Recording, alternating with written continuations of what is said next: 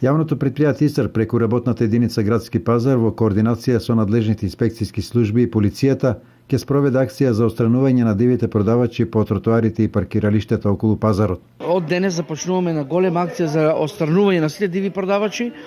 Во наредните денови се надевам дека ќе нема ни еден див продавач кој продава надвор од пазарот, бидејќи тие се нелегални. Ние како јавно предпријатие инвестиравме 14 милиони денари и направивме еден европски пазар, да сите продавачи и сите граѓани на град Штип имаат идеални услови за продавање. Сето оно што се наоѓа надвор од пазарот, можеме да кажеме дека не подлежи на инспекцијски надзор, дека не подлежи на ветеринарни контроли од Агенцијата за храна и ветеринарство, така да ние на граѓаните гарантираме сето оно што е на пазарот, дека е здраво, дека е исправно. Ценовникот за закуп на тезги на градскиот пазар е со символични цени и е непроменет со години.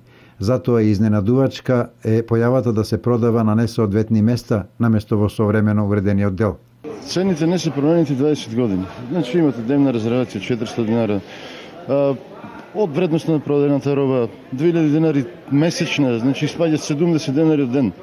Место имаме доволно за сите што продават по улиците и околу пазарот има доволно место и плюс останува, значи пазарот е искористен моментално околу 60-70%.